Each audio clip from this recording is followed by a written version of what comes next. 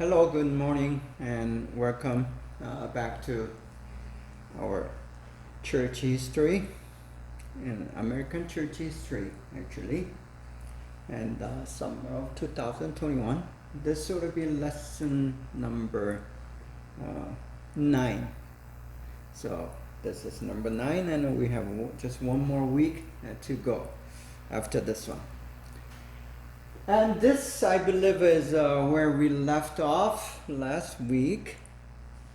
And as we go back a little bit, just for the review, there were several incidents in the colonial period, or colonial American church.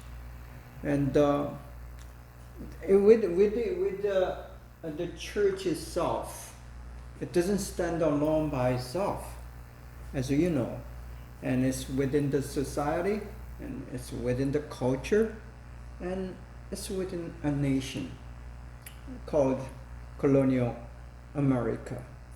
So they did not have that name America, rather New England. They were known as New England.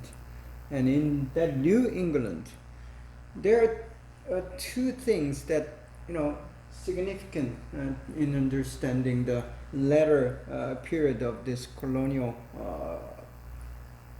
America before they begin this Revolutionary War, and then or Civil War rather. Revolutionary War against England, and then making a nation, independent nation. First thing is the Picket War with the Native Americans. That's one thing. And then we looked at the Anne Hutchinson. While the Picket War is something that is rather political, the Anne Hutchinson is religious incident, where she tried to have a new separate own kind of religious group and the belief, which would be a little different from that of English. And the problem was that the Anglican Church or Church of England would not allow that to happen, or the Puritans even. So she was tried, and then she was detached from the issue. What happened also is about the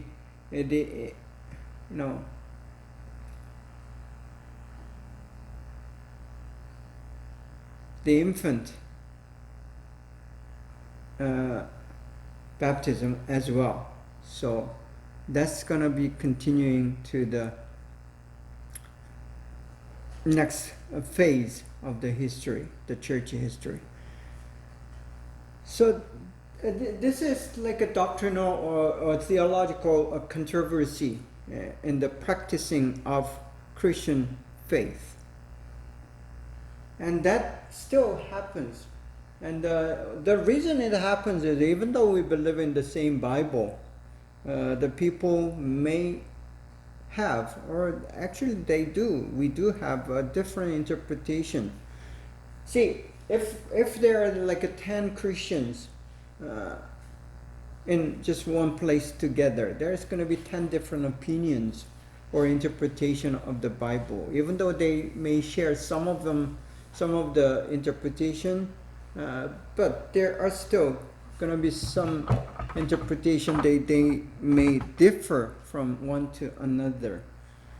And when that happens, there are two ways to settle down those issues.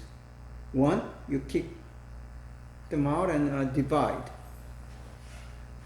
according to what you believe, and then make another group.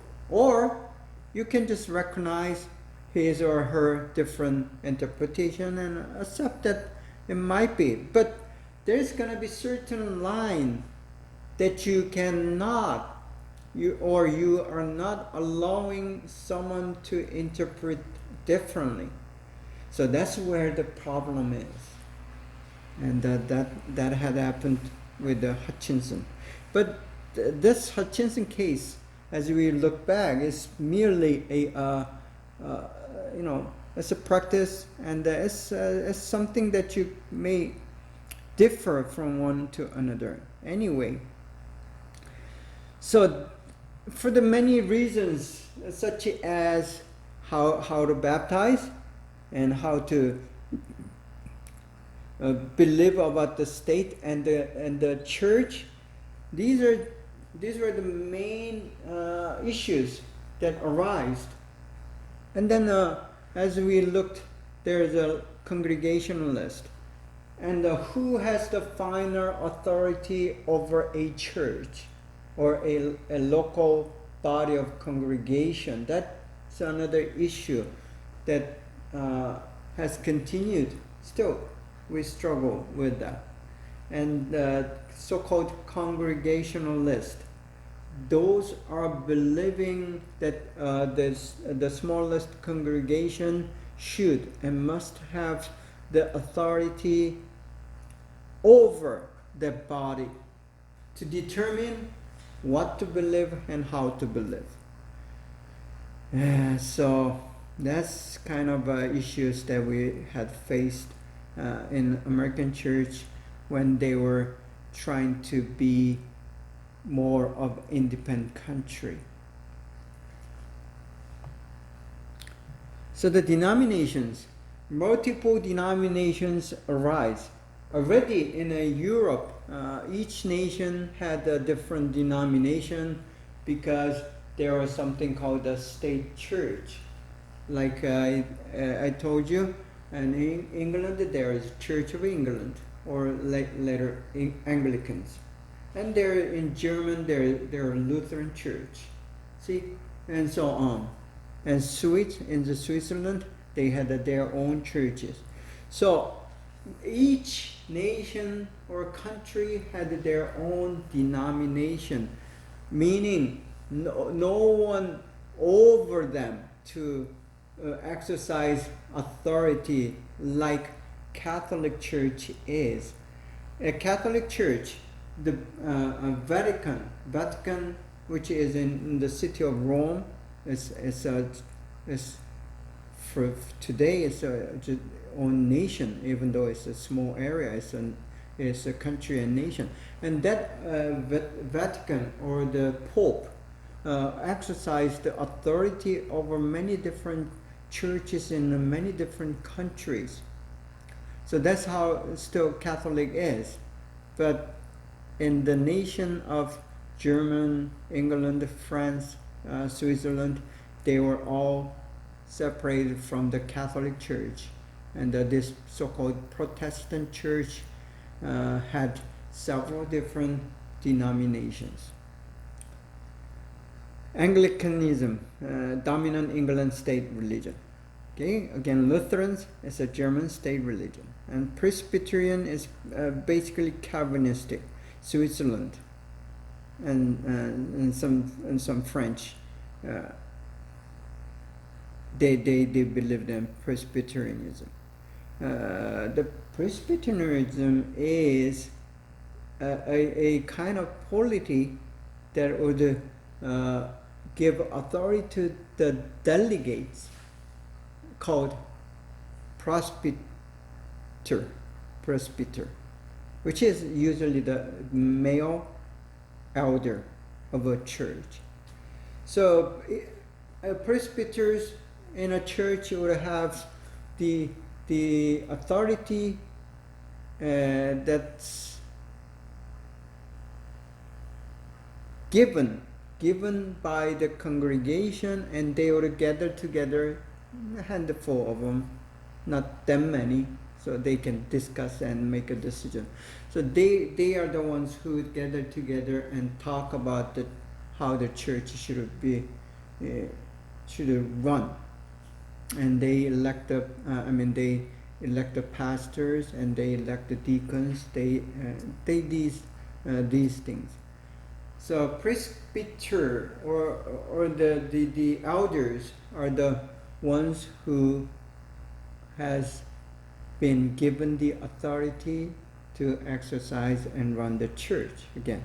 So that's Presbyterianism. And still there's a Presbyterian church, still the same. Then Catholicism, we know what the Catholicism is, and they are the ones with the Pope, and then all the authorities are given to the top one person.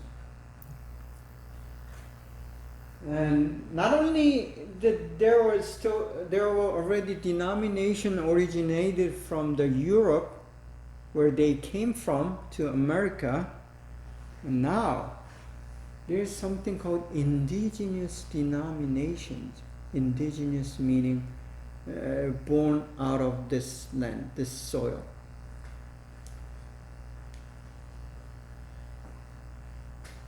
So Baptist, this actually it came from the Europe, the Anabaptist, and then it becomes Baptist in this soil in America. It's rising.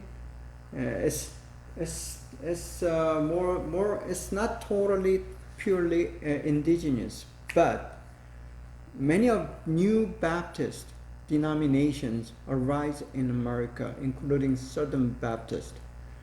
There's Southern Baptist and some other Baptist, Conservative Baptist, and so on. But originally they were called together as Baptist because two reasons. One, they give a baptism to the infants, the adults. So,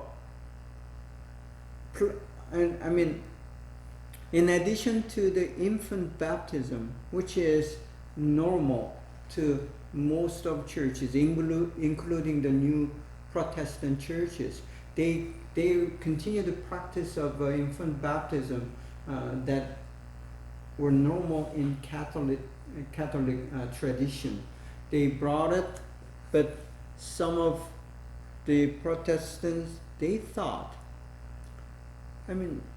how can a baby acknowledge it and able to make that decision to himself or herself? And then that they thought it's not valid, biblically speaking, not culturally speaking. So they were against the idea of infant baptism. So in addition to that baptism, they tried to give, and they actually did give, adult baptism. So that the Anabaptism, meaning once again, or again baptism, Baptist, that happened. And then another thing is a mode of baptism. Most churches, just like Catholic does, were giving just a little bit of water to forehead or head or somewhere in your body. So you're not immersed or went into the water, just like it is recorded in the Bible when Jesus was baptized by John the Baptist. The Bible clearly says Jesus was immersed under the water and came out of it. So Baptists believe you should be baptized in the same manner as Jesus did, because we are Christians. If we are Christian, while as long as the condition allows. One of the reasons sprinkling baptism or just dropping of a few waters on forehead and so on, the reason that kind of baptism has developed is because there are some land and countries where the water is scarce. You cannot find a pond, lake, or river to immerse someone. And if you're in a desert, all sand, where are you going to find the water to emerge? So those are some of the examples where the sprinkling or just dropping of, dropping of water has been, it's a necessity. It's a limitation they had. And also in the cold countries, in the winter time, you're not going to be able to find the water to dip in. It's going to be all frozen. The lake, river, whatever, the big body of water is going to be frozen. And even if it's not frozen, you cannot dip someone in that cold water, freezing water. So when that is the case, you sprinkle and said you're baptized. So it's a again issue of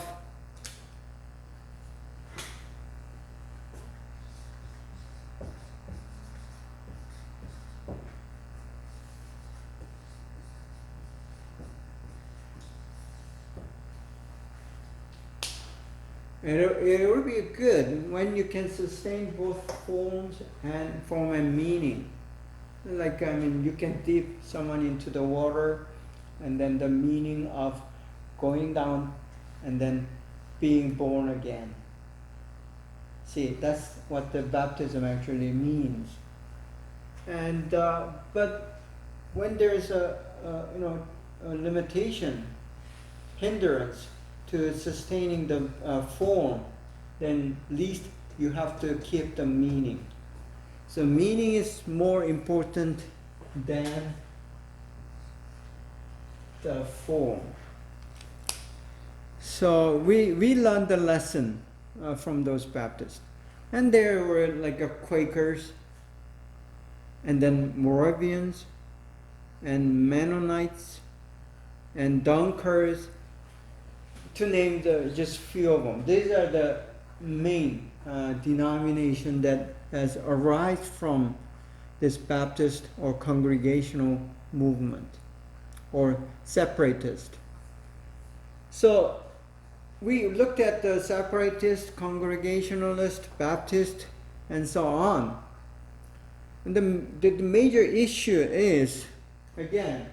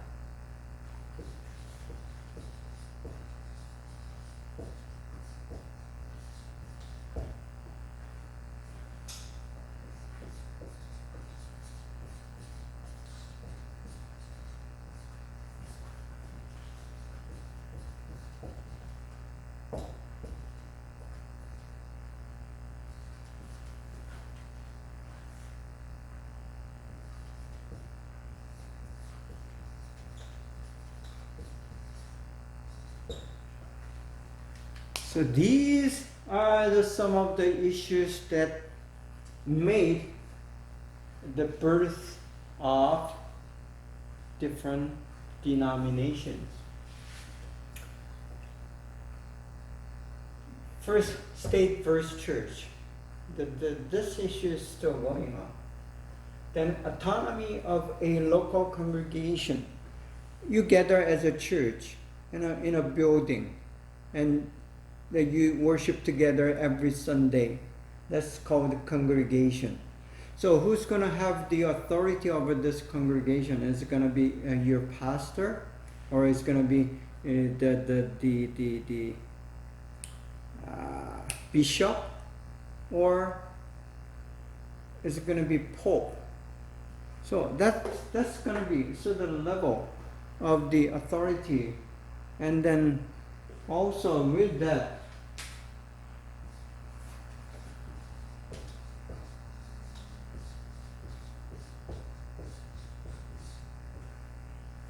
there is something called the church polity.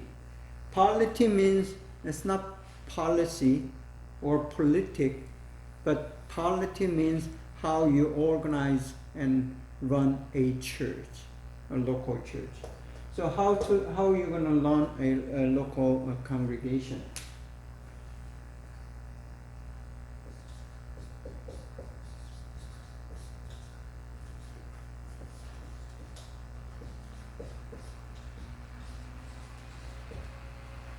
Then also the mode of rituals and practice, how to worship. So are you going to say that Apostles' Creed in the worship? Or are you going to do the praise? Or are you going to do the singing with piano or without piano? Or with the instrument or without instruments? These are the things that begin to divide the church. The positive aspect of having many denominations is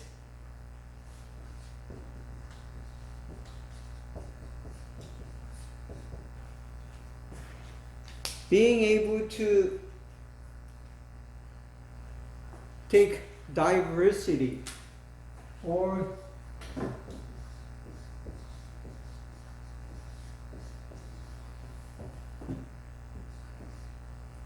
another big word in understanding American church, not only American church, but America itself, the nation of United States of America.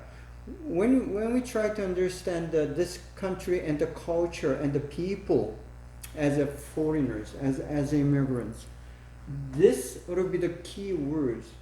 And especially when you're trying to understand the church, the American church, you need to focus that as a keyword. Diversity, tolerance.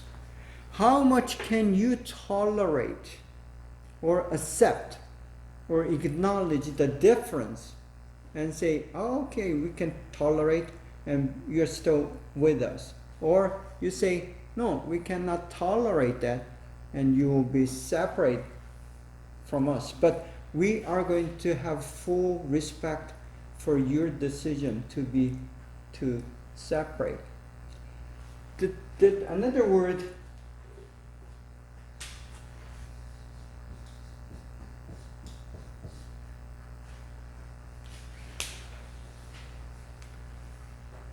the unity. I believe this unity, any culture has a unity. And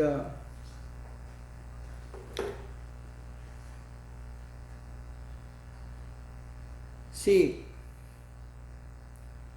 as I experience both Korean culture and being born in Korea, South Korea, and being raised there, being educated up to early high school years. Then I moved to Africa, another country, but did not attend the African school, but attended American school, the missionary school, and then finished the high school there. So good 4 years of education in American system.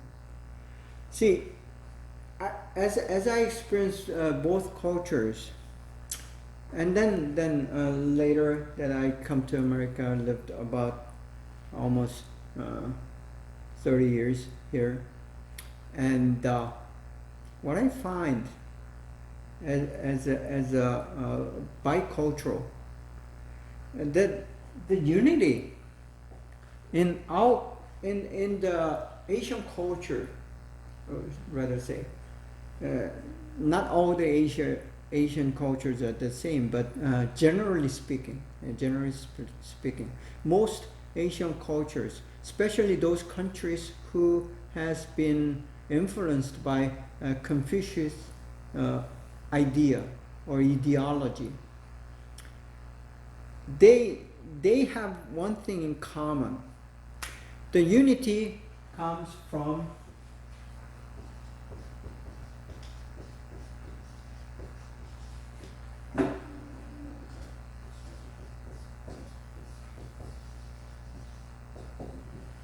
usually the unity comes as with the structure and system, rather, or more of that.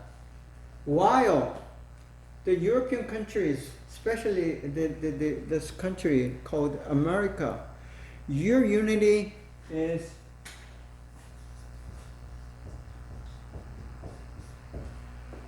spirit.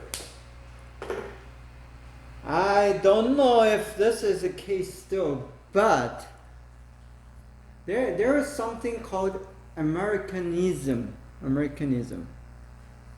The ideal that was embedded in the Constitution of America when they were designed, that Thomas Jefferson and a few other people got together to, write a Constitution of America. They had something called American spirit. And the large part of that American spirit, so-called Americanism, is based on the Christian belief, especially the Protestant religious and when we go back to its biblical ideal.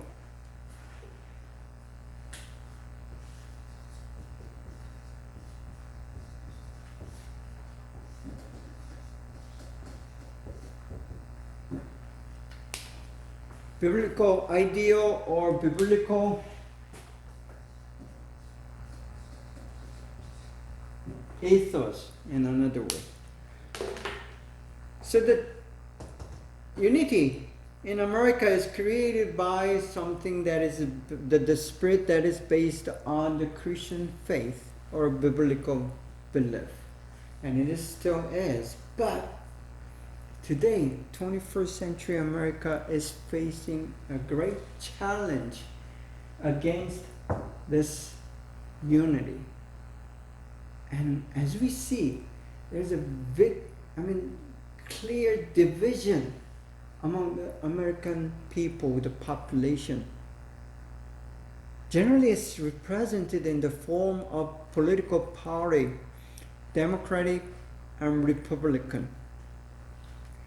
But the irony is, both Democratic and Republican, most of the leaders, except the Kennedy in the past, they were all Christians. Now we have a new Catholic president, right? But whether you're Catholic or Protestant doesn't matter. They are they are still Christians.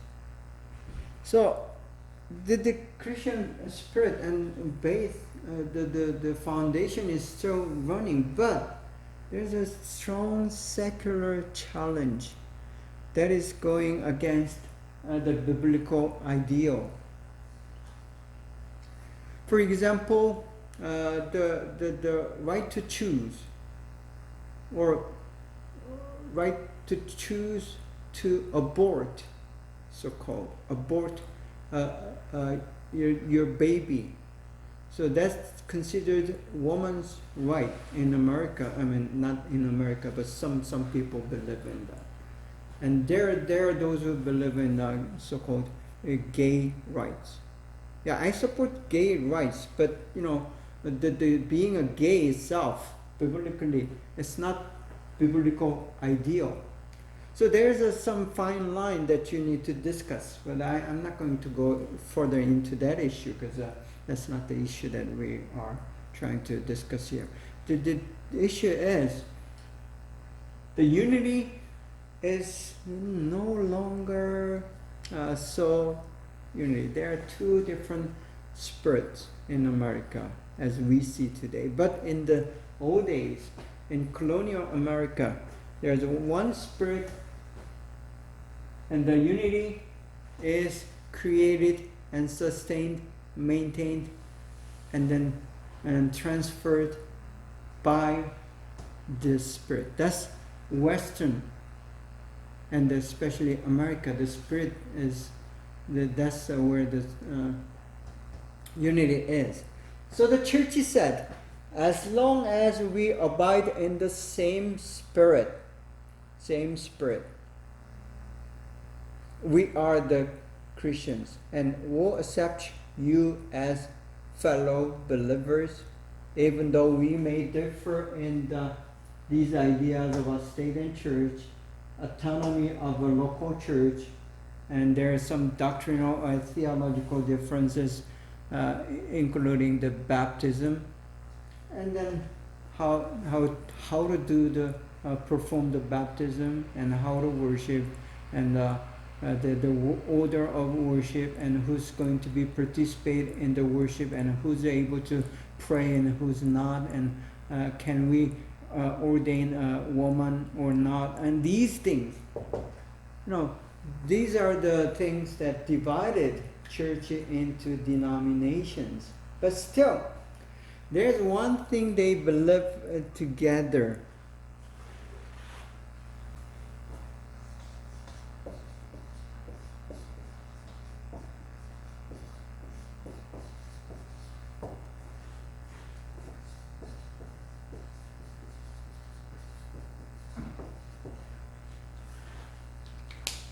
The one good example for the common denomination. See, this is a denomination, but there's something called common denomination, that even though they are different in other areas, there is something that they would share, and we call that an absolute truth. And then one example is Westminster Confession. And then there are some other confessions that, creed.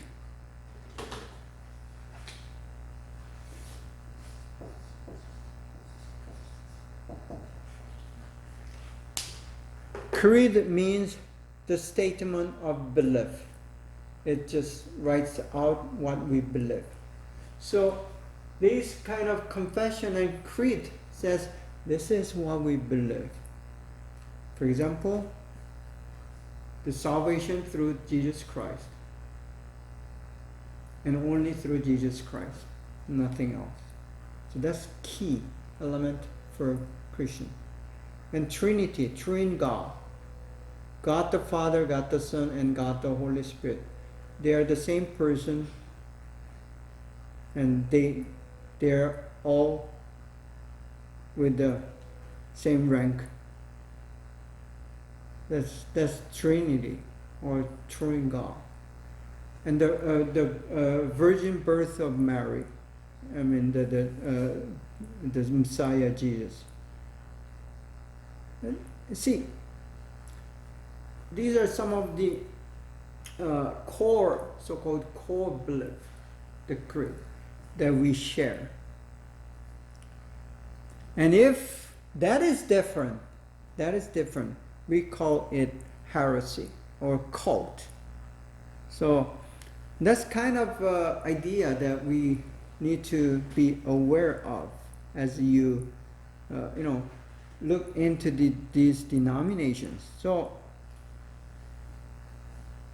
these later, that did not happen until later, but as they have these different denominations, they needed some idea or the guideline to determine who's heretic and who's not, who's abiding by the biblical truth and who is not.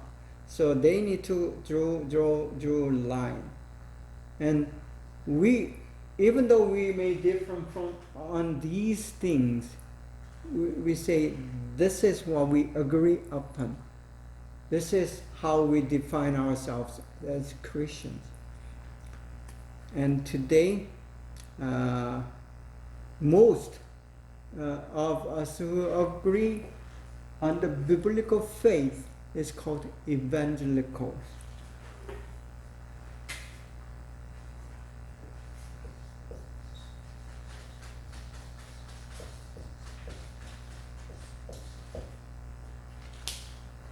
Okay, so evangelicals are those who believe in basically Westminster plus some other creed. That's pretty much same as Westminster. Okay, let's take a short break and I'm gonna come back. Thank you.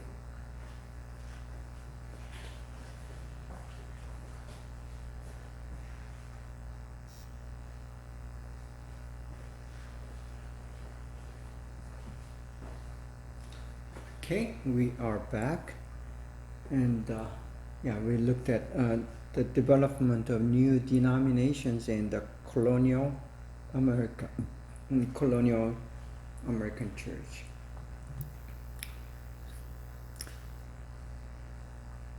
This Puritan narrative is one good example in understanding how this, development of the churches and so on happened. And first, it's a separation. They were separated from the Anglican Church, and they had this ideal, the theology of city on a hill. Another name for a city on a hill in Bible is Zion, and so they were called Zionists. But today, Zionist would be a different meaning than colonial America. But at the time, the Zionist means, looking toward that land, new land, called Zion. And they were like a revision of charter. Charter is another form of the creed. Or as a confession. So confession, charter, or the creed is the statement of faith. So they went through some, change within the Puritans. Because when you begin something, there are not that many people, and whoever is leading the group, he or she or the leaders, the group leaders, they are able to maintain or manage the group within the one same belief and spirit. But any group that begins to grow in size and numbers of people, it has to. It's mandatory. It's inevitable to include all sorts of people, all the age, all the genders, and all different backgrounds. So you have no way to control unless you have a very solid and strong and strict membership policy. But the problem with the church is that you cannot, make an examination or audition or test or interview to exclude someone who is coming to your church. So the church is like an open door. You don't have any walls. Anyone can come into the church, right? But there's some system of membership, but that membership is not so strict. And many different people with the different ideas and belief comes into the church. So as the membership grows, then you have to face this again issue of diversity. And the same thing happened with the Puritans. The number of Puritans begin to increase. It becomes a big kind of group or denomination, and then they will have all different ideas that are rising within the Puritan church itself. It's not the issue just for the Puritans. It does happen with other kind of sort of groups or denominations.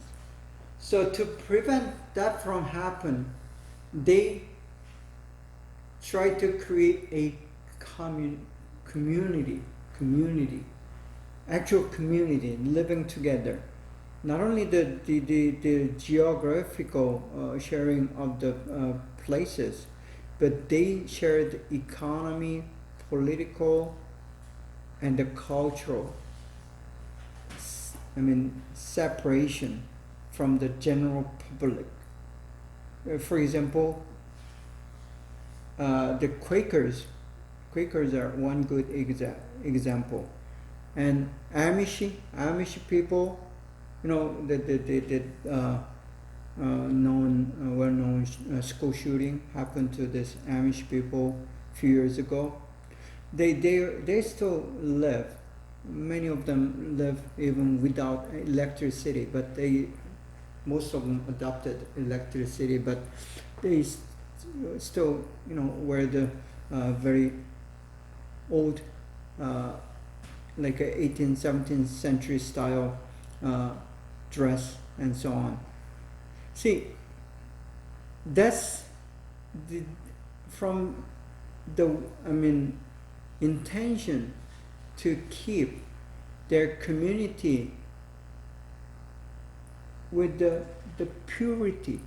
So that's how they reacted. And there's a famous solemn witch trial that happened within the Puritans. So Puritans, they would have their own share of struggles. See, here's an irony. They came to America to avoid the persecution from the church they were belonged to. They wanted to separate themselves because the church, Anglican church, would not allow them to worship the way they worship and to believe in the way they want to believe. And when the same thing happened within their church, the Puritan church itself, they are the ones who begin to persecute their own people again, because they were not allowing the different belief and different sort of worship within their own congregation or own denomination. So the history kind of repeats itself. Whether you think it's sad or it's irony, but that's the irony of history. And that not only happened only to the Puritans, it happens within your church as well, right? As long as they believe in the same confession and the basic core absolute faith that we need to share, we need to respect their right and freedom to worship the way they want to worship and believe in the way they want to believe.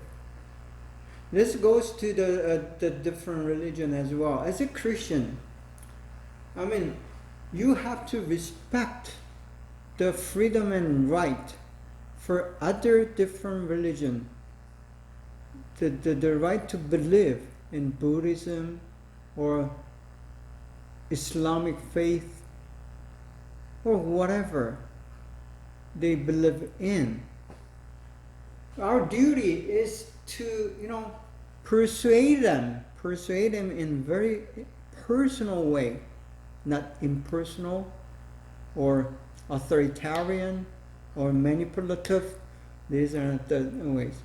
Very personal ways, so they can make their free own personal decision to come to believe in Christian faith. Unless that happens, you cannot force them to believe in something that because they believe it, for the fear of life. That's not how we convert someone.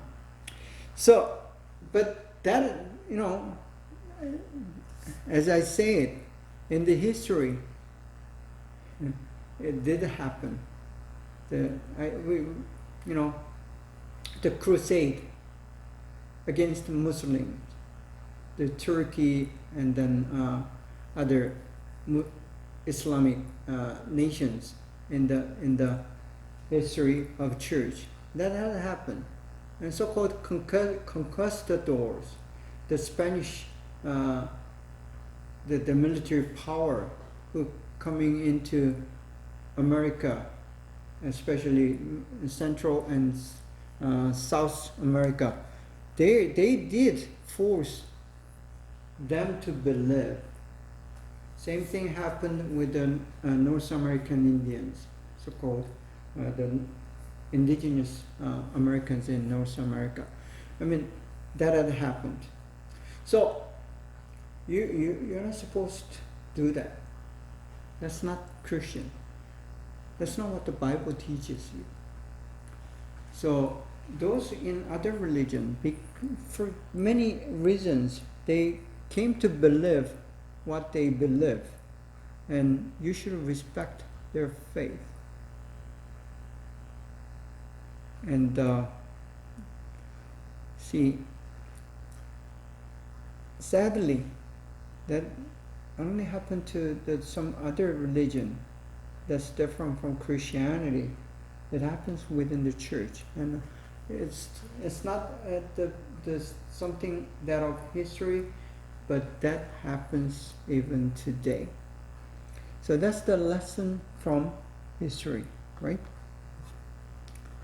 Okay, let's have some snapshots on this special period in American history, the colonial America.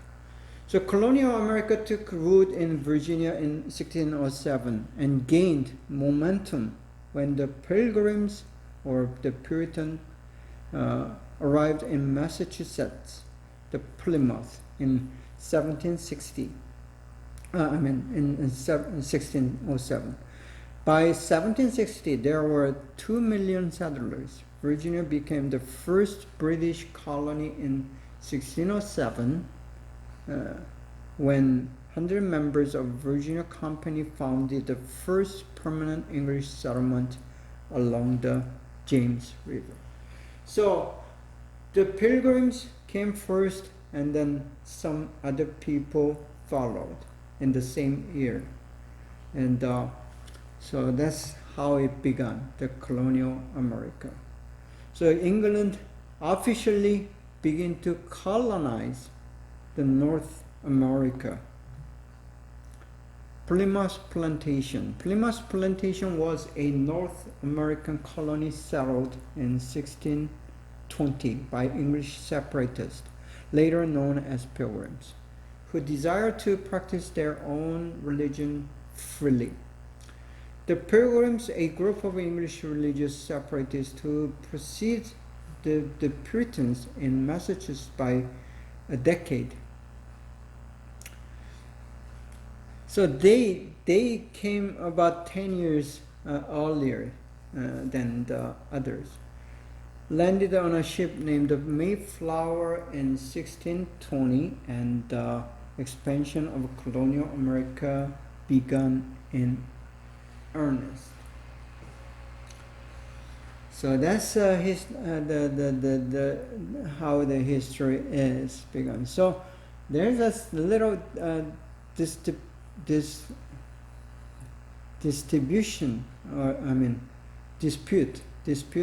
on the how it began, but here you gotta remember the date, 1607 and then 1620.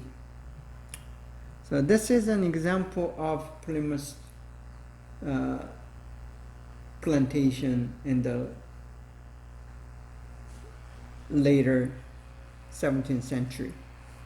So that's how it's not a photo picture, but it's what it is. And then we have Massachusetts Bay Colony in 1630. This would be like 10 years later than the plantation.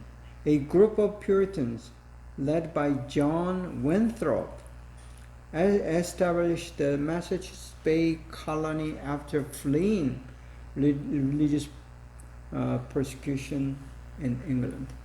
So this is how all it developed. And again, the main thing with this snapshot is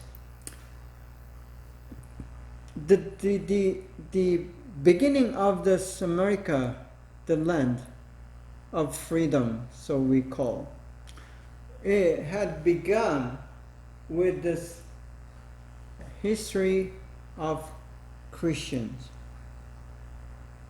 So that's very significant for the America. No nation in global history so far has started from the refugee or religious refugee. So this is first time ever, and that has very significant meaning to us all Christians. See, as you see the map, this is Massachusetts Bay Colony at the time. And there's a Plymouth plantation and so on. So that's where the Massachusetts is today, right? And Bay Colony would look like this. So, very, again, ironic thing is, even though the State First Church is kind of, they are conflicting many times, going against one another. The thing is,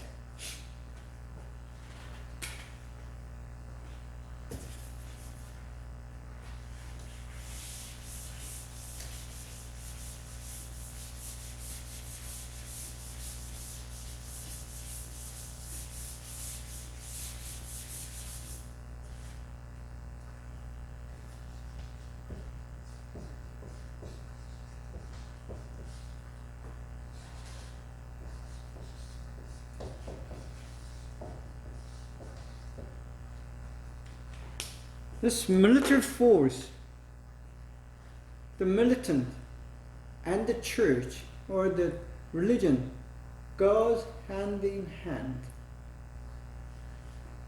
That happened, it happened in Catholic Church, and then as the Spanish and Portuguese go invade South America, the church and the military, the state and church went hand in hand together to colonize.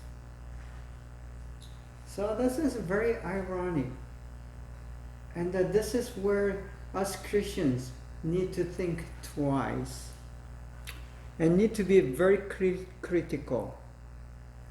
When the state power and the religious power goes hand in hand, and in history and even today, that leads to corruption of religion, corruption of leadership.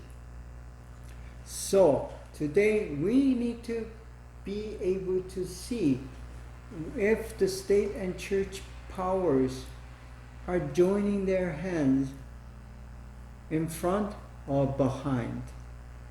And we need to have that watchful eyes on them, the church leaders and the state leaders, or the military power and the religious power.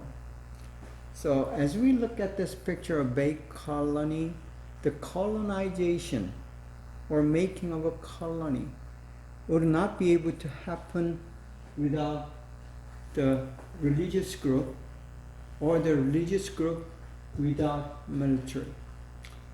As this religious group tried to begin their settlement, expand their territory, and start build up the community of faith, there were the forces, who lived in that land.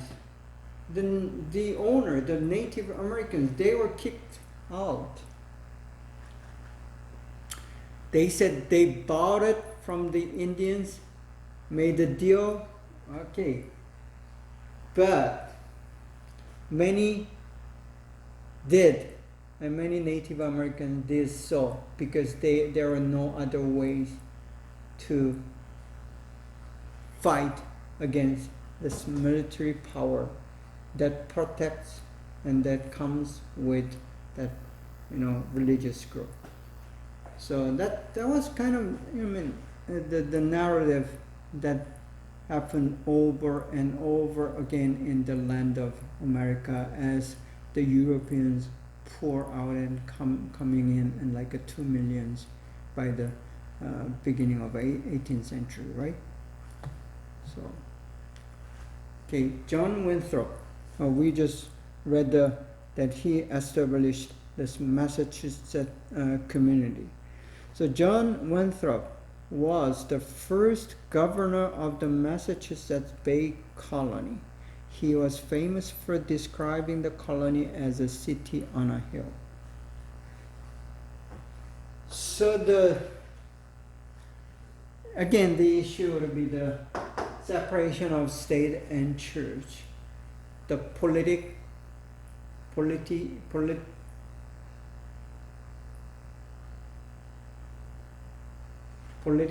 and religion. So, when a religious leader, John Winthrop, becomes a civil and political leader as well, just like this Bay Colony. See, that's an issue. As, for example, Calvin also became the mayor of the city of Zurich. See, the religious leader becomes a political leader or community leader as well. There's always good and bad. Okay, good is good, but what problem is the bad side of it? And so-called the city on a hill, that's heaven on earth, another word. So the Puritans or the Pilgrims, they wanted to establish a paradise or the heaven on earth. Not only they are looking toward the heaven, toward the beyond this life, but they say we can create a heaven, the heavenly city, the Zion, the city on a hill, on right here. And this idea of city on a hill, you find the very good houses, those expensive houses in America on a hill. For example, Beverly Hills is on the hillside, on the top of the hill. So I think it has to do with some idea here, city on a hill. They took the biblical idea literally and tried to have a house on a hill. Okay, this is how John Winthrop would have looked like. This is the actual picture. How do you say? That were painted by an artist. So this ought to be how he looked like. Not the exact, but most likely. Rhode Island. In 1636, Roger Williams founded Rhode Island, which became known for its religious tolerance and the regulation of religious behavior.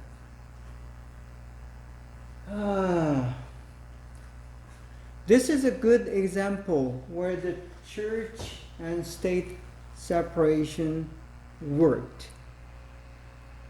So even though Roger Williams becomes the leader of the community, of so-called Rhode Island, he offered religious tolerance.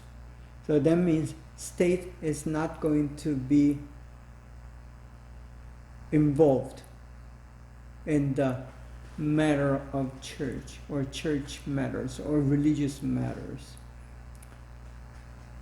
And there is no like a regulation with the religious standard.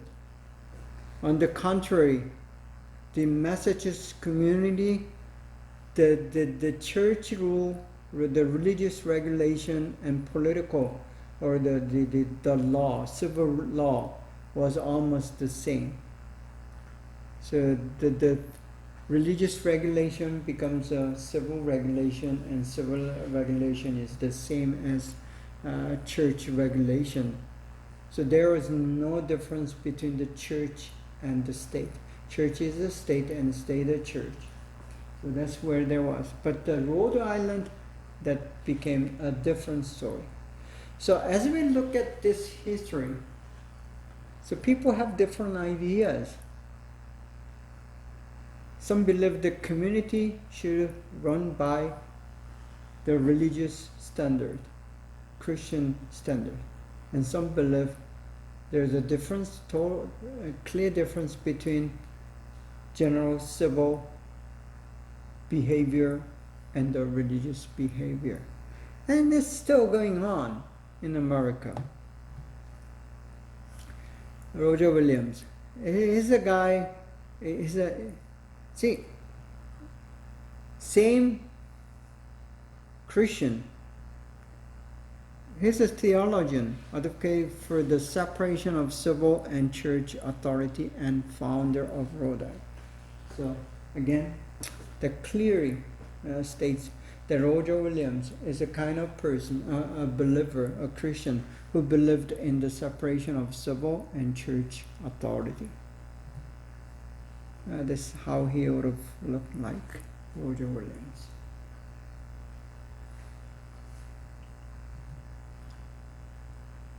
Now, Rhode Island Royal Charter. Okay, so 1663, Rhode Island Charter, Royal Charter made a unified government in the colony possible, acknowledged American Indian land right, and declared religious toleration.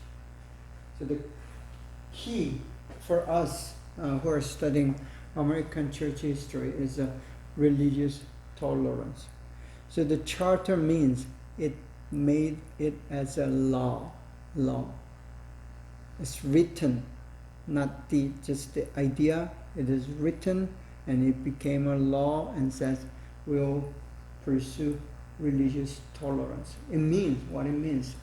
You can believe whatever you want to believe, and we are not going to make a punishment or make an imprisonment or even sentence death like a witch trial. We are not going to do that. You're going to believe whatever you want to believe, and you are free to believe, and church, the state has nothing to do with your religion. So that's how the state and church, or the religion and the politic has been separated. But not all the communities in the New England did the same. See, at the beginning, they had all different ideas, depending on where they came from and where they live. King Philip's War. This is a very political incident. It seems like it has nothing to do with the church. For 14 months, Indians raided settlements and colonialists launched counterattacks. So as the Native Americans, they begin to attack this colonial community, the white people, the European people, because they were invading their land and they're threatening their existence. So, I mean, it's natural for them to counterattack when you're being pushed out of your land, and then you have every right to fight against. It ended after King Philip, the chief of Wampanoag Indian, Wampanoag, it's difficult to pronounce, Wampanoag Indian tribe, the chief has been assassinated. It doesn't say who assassinated him, but it's most likely the white people, the Europeans, etc. So, my guess is the one who either directly assassinated or the ordered or paid for assassination has to be a Puritan, Pilgrim, or at least Christian of some sort. So in large picture, a church had committed this killing, and that killing is for the greed, and the killing is for the invasion. Killing is for the killing of, killing is killing of other ethnic group, the race. Unless these people believed these Indians are like at the rank of animals, just like a dog or a cow or pig, or if they did not think them as at that level, the killing would not be justified. But later on in history, the church does justify what had happened in the history, and they try to cover up and beautify even this history. So we need to look at these incidents from a different perspective. I told you about the historical perspective. That's why it is important to have good, proper, balanced historical perspective. We are not trying to side with either this Native American nor the colonialist or the European that came into America.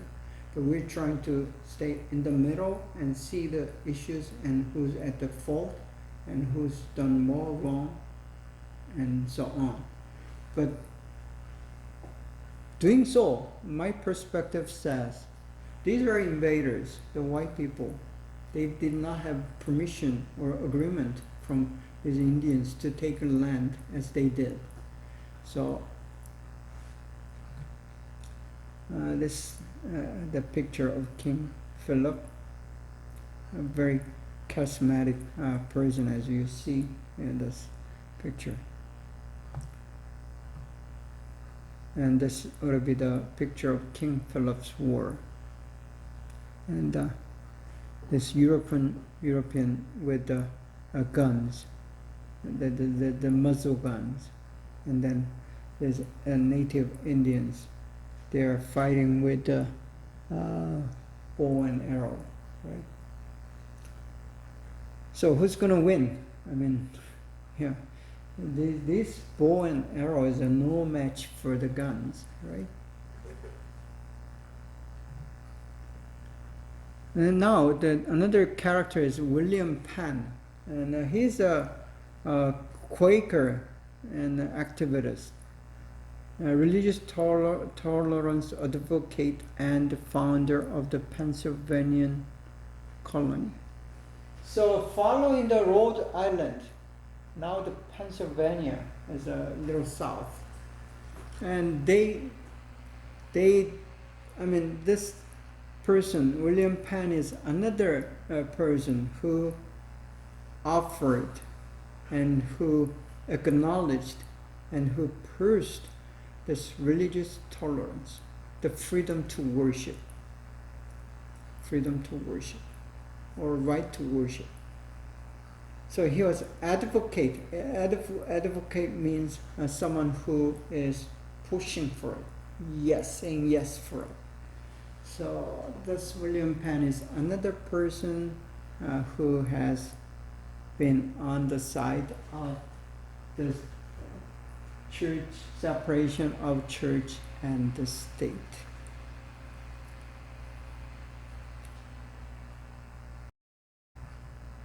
See, this is how he would have looked like. Yeah, nice guy.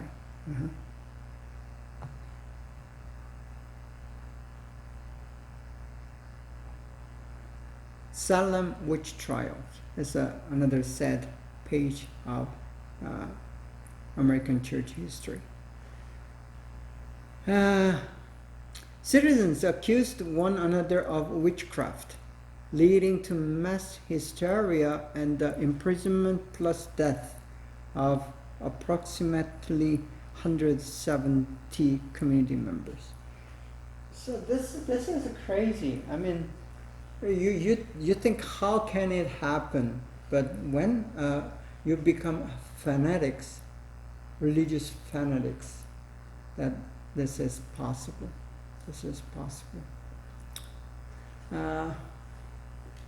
So, religion, I mean Christian killing another Christian.